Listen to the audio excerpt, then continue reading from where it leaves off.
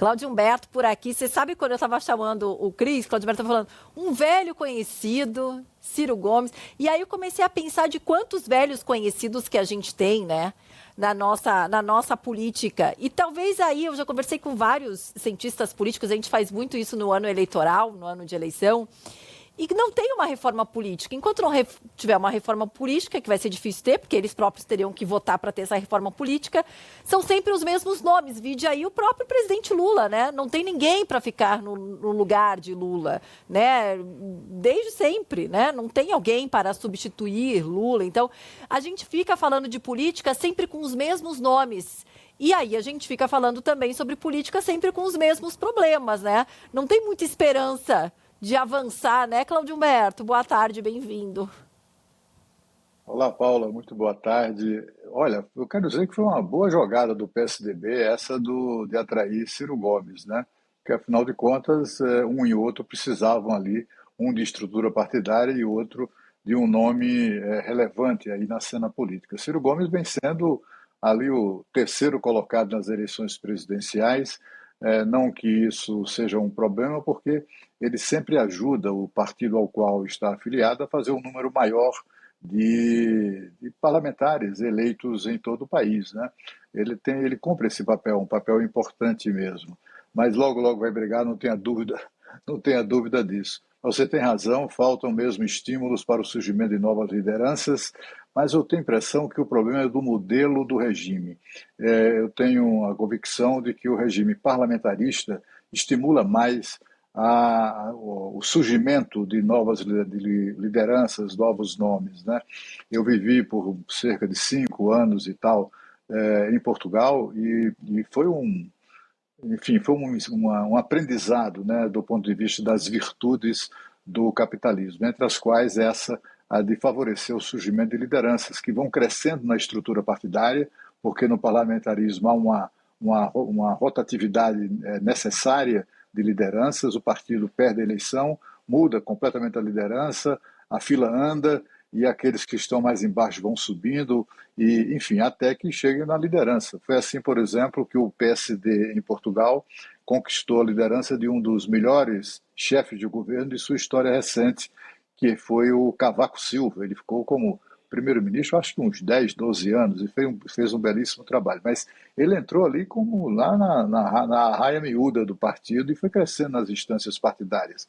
Eu acho que isso é que favoreceria o surgimento de lideranças, né?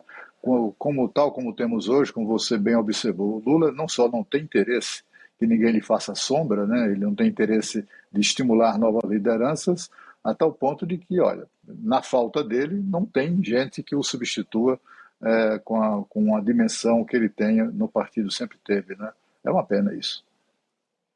Outra questão que é uma pena também é essa denúncia aí, de novo, a aposentados e pensionistas, hein, o Cláudio Humberto? A gente já falou ali do roubo bilionário do INSS, que parece aumentar cada vez mais esse rombo. A gente se surpreende cada vez mais, né, com as descobertas que vão acontecendo durante as investigações, durante a CPMI também.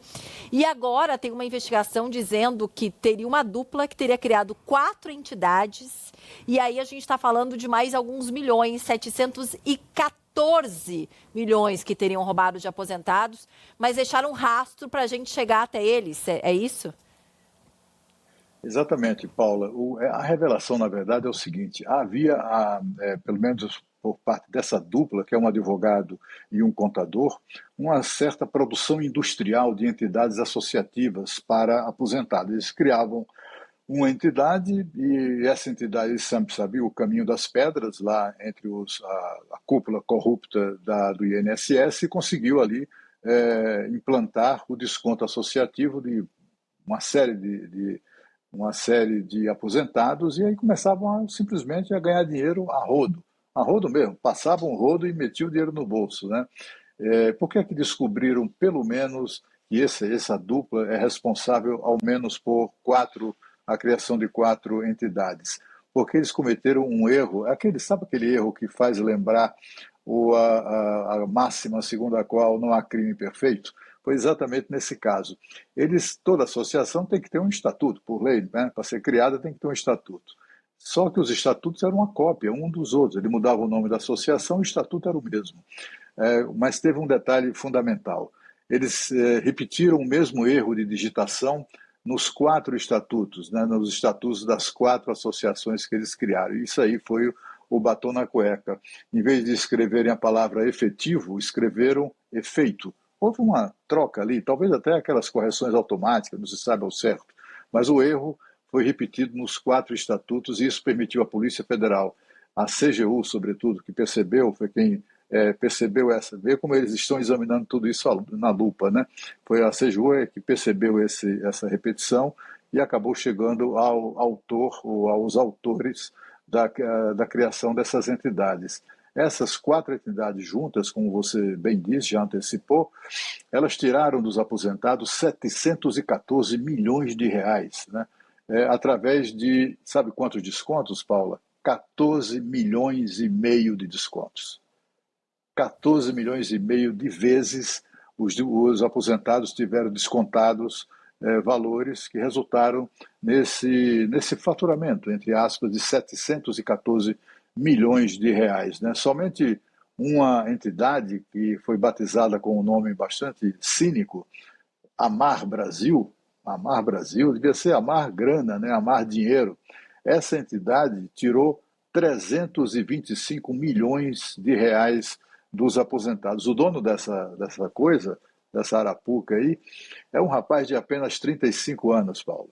Ele apareceu lá na CPMI, já com um habeas corpus, que conseguiu lá, todo mundo consegue, no Supremo Tribunal Federal, para não ter que falar, não ter que responder a perguntas, etc. E as pessoas muito impressionadas, não só com a convicção de corrupto, né, do rapaz, mas, sobretudo, com a idade dele, né? É uma coisa meio desalentadora. A deputada Adriana Ventura, do Partido Novo de São Paulo, ela chegou a manifestar o desalento dela. Dá até vontade de ir embora desse país, né? Que país é esse? Nosso futuro está aqui, calados, sem responder às perguntas, sem querer colaborar, e muito feliz com o que fez, roubando aposentados, né? E, bom, essa entidade foram 325 milhões de reais, tem outra chamada Masterprev, criada por essa dupla a que me referi, levou 232 milhões, uma outra chamada Andap, 95 milhões, e também essa dupla de advogado e contador criaram mais uma quarta associação, a ASAP, que roubou dos velhinhos 63,2 milhões de reais, segundo expressão que nós ouvimos do relator da CPMI, o deputado Alfredo Gaspar.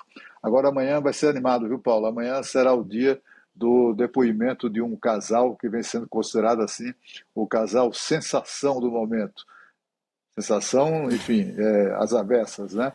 Imagine que se trata do procurador-geral do INSS, Virgílio Filho, ele que foi procurador-geral, foi afastado pela Justiça, a polícia já constatou que ele recebeu diretamente ao menos 11 milhões e 900 mil reais de propina, e a mulher dele, a esposa, Thaisa Hoffmann, ela é feliz proprietária de um automóvel Porsche esportivo híbrido que custa, viu, Paula, 790 mil reais. E também negociou um apartamento em Balneário Camboriú no valor de 24 milhões de reais. Esse casal vai ter muito o que explicar amanhã na CPI. Não consegui, me perdi até nas contas de tanto dinheiro que é aí, ó. Fora tudo que tem que pagar no meio do caminho, né? Não é só ter um carro aí de quase 1 milhão de reais. Tudo isso pagando à vista, em dinheiro. Nossa, fizeram muito um Pix suspeito. ainda. Tá bom, viu? Exatamente. Vou te dizer, viu, Cláudio Berto? Tem uns com tanto, outros com tão pouco, né? Ô, meu pai. Outros com tanto dos aposentados, né? Exatamente, com tanto dos outros, né? Que eles estão na conta aí. Beijo, Cláudio Berto. Até amanhã. Tchau, bom trabalho. Até amanhã. Obrigada. Olha, gente, presidente do Senado, Davi Alcolumbre, deu aval para a Comissão de Constituição e Justiça do Senado para analisar